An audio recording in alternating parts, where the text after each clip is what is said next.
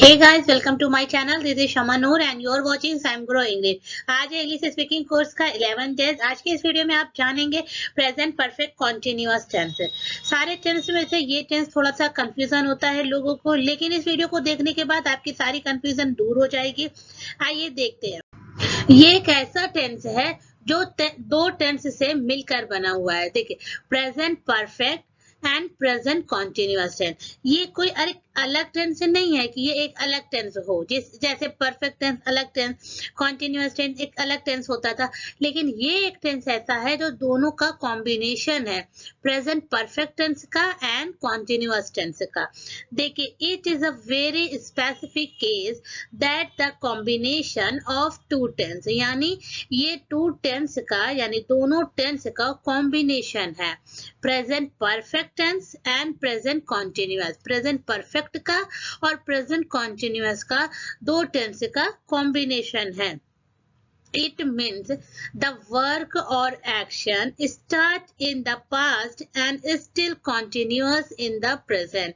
मतलब कि कोई काम अगर पास्ट से स्टार्ट है और वो कंटिन्यू चलता चला आ रहा है तो वो हमारा क्या कहलाता है, perfect continuous tense. Present perfect continuous यानी पास्ट से वो काम स्टार्ट है और वो अभी तक चलता चला आ रहा है। देखिए ग्राफ में देखिए इस तरीके से ये क्या है हमारा पास्ट, ये है प्रेजेंट यानी नाउ प्रेजेंट, और ये क्या है फ्यूचर।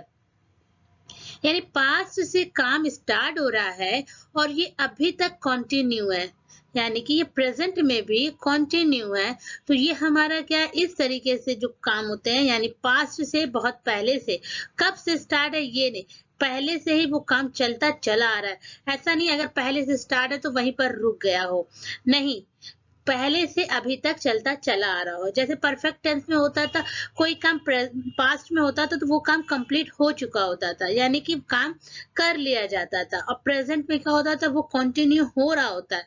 लेकिन परफेक्ट कॉन्टिन्यूअस में क्या है, पास्ट से वो काम स्टार्ट है और वो कंटिन्यू अभी तक चल रहा है। इस तरह से जब केसेस होते हैं तो वो हमारा क्या कहलाता है, प्रेजेंट परफेक्ट कॉन्टिन्यूअस टेंस।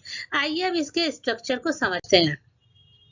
देखिए, सब्जेक्ट हैव बीन, वर्ब की fourth form, otherwise since for plus time. देखिए हैज और हैव का यूज क्यों किया, क्योंकि परफेक्ट टेंस में क्या होता है कि हैज और हैव का यूज किया जाता है और वर्ब की थर्ड फॉर्म का यूज किया जाता है। हैज और हैव के बाद वर्ब की थर्ड फॉर्म का यूज किया जाता है। ये हमारी पहचान होती थी परफेक्ट टेंस की। लेकिन यहाँ और वर्ब की फोर्थ फॉर्म आईएनजी फॉर्म, ये हमारी पहचान होती थी कॉन्टिन्यूअस टेंस की। अब देखिए, अब ये बात आती है अगर हैज और हैव के बाद वर्ब की थर्ड फॉर्म को भी लिख दे और वर्ब की फोर्थ फॉर्म को लिख दे तो ऐसा नहीं हो सकता, दो मेन वर्ब एक साथ नहीं आ सकते हैं। तो क्या किया गया, बीन हमारा क्या है, वर्ब की थर्ड फॉर्म। बीन तो आप लोगों ने पढ़ा ही है, बीन हमारा क्या है, वर्ब की थर्ड फॉर्म है। तो इस तरीके से ये हमारा इस टेंस में परफेक्ट कॉन्टिन्यूअस टेंस में बीन हमेशा हमारा वर्ब की थर्ड फॉर्म को ही शो करेगा। हैज हैव के बाद बीन हमारा क्या है, वर्ब की third form, has have been plus verb की फोर्थ फॉर्म, क्योंकि दो मेन वर्ब एक साथ नहीं आ सकते हैं। तो बीन को हम जो थर्ड फॉर्म होती है बीन, ये हमारा वर्ब की थर्ड फॉर्म को शो करेगा। हैज हैव बीन वर्ब की fourth form, other verb since और फॉर का यूज करेंगे, जो आपका टाइम होगा वो आप सिंस और फॉर के बाद लिखेंगे। ये हमारा पॉजिटिव सेंटेंस का स्ट्रक्चर है। उसी तरीके से निगेटिव स्ट्रक्चर देखिए, सब्जेक्ट के बाद हैज नॉट, हैव नॉट यानी हैजंट, हैवंट, उसके बाद बीन मैंने क्या बताया, वर्ब की थर्ड फॉर्म, क्योंकि परफेक्ट टेंस में हैज और हैव के बाद वर्ब की थर्ड फॉर्म का यूज होता है, तो ये हमारा वर्ब की थर्ड फॉर्म को ही शो करेगा बीन। उसके बाद वर्ब की fourth form, other verb since for and time. अच्छा, लोगों को कंफ्यूजन कहाँ होती थी, वर्ब की फोर्थ फॉर्म है तो लोगों को कंफ्यूजन होती है जब सेंटेंस में रहा है रही है तो इज एम आर का भी यूज होना चाहिए, नहीं, क्योंकि ये परफेक्ट कॉन्टिन्यूअस है, ये परफेक्ट को भी लेगा और कॉन्टिन्यूअस दोनों को ही लेगा। तो हैज हैव बीन, फिर है वर्ब की fourth form, otherwise since for time. आइए इंटेरोगेटिव का देखिए स्ट्रक्चर। हैज हैव हमारे पहले आ जाएंगे, उसके बाद सब्जेक्ट, सब्जेक्ट के बाद आप बीन का यूज करेंगे, बीन के बाद वर्ब की फोर्थ फॉर्म अदर वर्ब, फिर उसके बाद सिंस या फिर फॉर का यूज करेंगे, टाइम। देखिए सिंस और फॉर में आपको कंफ्यूजन अगर होगी तो हमारी सेपरेट वीडियो मैंने सिंस और फॉर में दी है, आप वहां से जाकर देख सकते हैं। अगर आप एक बार भी सिंस और फॉर की वीडियो देख लेंगे, आपकी सारी कंफ्यूजन दूर हो जाएगी। सिंस का यूज हम कब करें और फॉर का यूज हम कब करें। नेक्स्ट देखिए, negative interrogative sentence, hasn't, haven't, subject के बाद बीन, वर्ब की fourth form other verb, since या फॉर का यूज करेंगे, टाइम। WH फैमिली के बाद हैज या हैव का यूज करेंगे, फिर है सब्जेक्ट बीन, वर्ब की fourth form other verb, since, for, time. उसी तरीके से निगेटिव इन WH फैमिली देखिए, निगेटिव इंटेरोगेटिव में WH फैमिली पहले आएगी, हैज और हैव का यूज करेंगे, सब्जेक्ट के बाद नॉट का यूज करेंगे। आप हैजंट को भी यूज कर सकते हैं, अगर नॉट यूज कर रहे हैं तो सब्जेक्ट के बाद नॉट का भी यूज कर सकते हैं। आप हैजंट और हैवंट को भी यूज कर सकते हैं, एक साथ भी यूज कर सकते हैं। फिर है बीन, वर्ब की fourth form other verb, since या फॉर का यूज करेंगे, उसके बाद टाइम। आइए अब एग्जांपल देखते हैं। पहले ये समझिए, सिंस का यूज पॉइंट ऑफ टाइम के लिए करेंगे, फॉर का यूज पीरियड ऑफ टाइम के लिए करेंगे। देखिए पहले है पॉजिटिव सेंटेंस, देखिए अफर्मेटिव सेंटेंस में वो 10 साल से अंग्रेजी पढ़ा रहा है। देखिए 10 साल से यानी ये काम जो हो रहा है वो पास्ट से हो रहा है और अभी तक चलता चला आ रहा है, यानी 10 साल से पढ़ा रहा है, यानी पास्ट से वो काम कंटिन्यू चल रहा है। वो 10 साल से अंग्रेजी पढ़ा रहा है। He has been teaching English for 10 years. मेरे पिताजी 2 घंटों से तुम्हें बुला रहे हैं। अब देखिए 2 घंटों से, तो ये क्या हो गया कि पास्ट यानी बहुत पहले से बुला रहे हैं, वो कंटिन्यू अभी तक बुला रहे, 2 घंटे से वो बुला रहे हैं। तो क्या होगा, my father has been calling you for 2 hours. तुम 4 बजे से पढ़ाई कर रहे हो। तो क्या होगा, यानी 4 बजे से, यानी ये काम पहले से हो रहा है, तो 4 बजे से पढ़ाई कर रहे हो। तो you have been studying since 4 hours. देखिए पीरियड ऑफ टाइम में आप हमेशा सिंस का यूज करेंगे और ड्यूरेशन ऑफ टाइम में फॉर का यूज करेंगे। मैंने कहा है अगर आपको सिंस और फॉर में जरा भी कंफ्यूजन हो रही है तो मेरी एक सेपरेट वीडियो है सिंस और फॉर की, आप उसे देख सकते हैं। नेक्स्ट देखिए, नेगेटिव, वो 2 महीने से पढ़ाई नहीं कर रहा है। तो 2 महीने से यानी पहले से वो पढ़ाई नहीं कर रहा है। तो इसकी नेगेटिव में कैसे बनेगा, स्ट्रक्चर मैंने दिए हुए हैं, स्ट्रक्चर के अकॉर्डिंग आप सेंटेंस बनाते चलिए। He hasn't been studying for 2 months. For 2 months.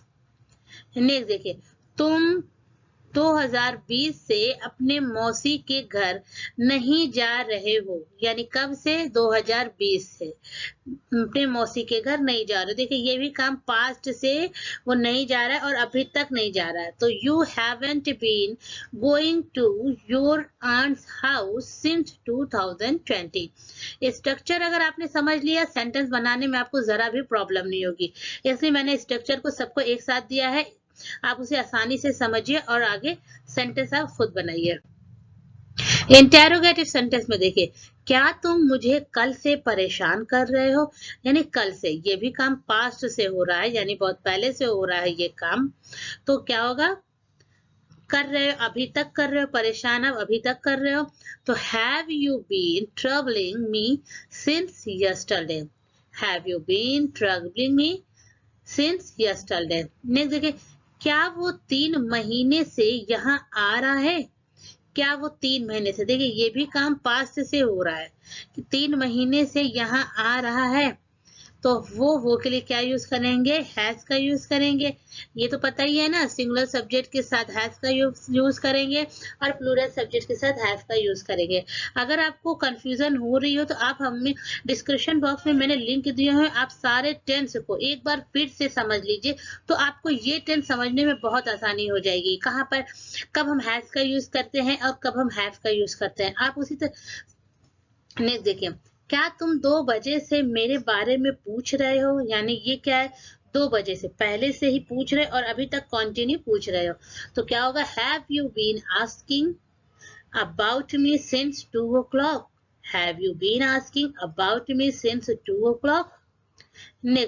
Negative interrogative sentence, क्या तुम मुझे सुबह से याद नहीं कर रहे हो? यानी सुबह से याद नहीं कर रहे हो।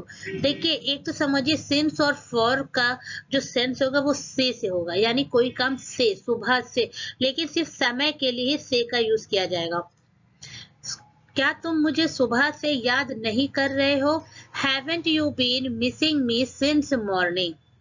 क्या वो 3 साल से IAS की तैयारी नहीं कर रहा है? Hasn't he been preparing for IAS for 3 years? Hasn't he been preparing for IAS for 3 years? Next देखिए, WH फैमिली का इंटेरोगेटिव सेंटेंस, तुम 2 घंटे से किचन में क्या कर रही हो? तुम 2 घंटे से किचन में क्या कर रही हो? यानी ये भी काम क्या है, पहले से है ना, 2 घंटे से है। तो देखिए, what have you been doing in the kitchen for 2 hours? What have you been doing in the kitchen for 2 hours? तुम सुबह से मोबाइल पर किससे बात कर रही हो?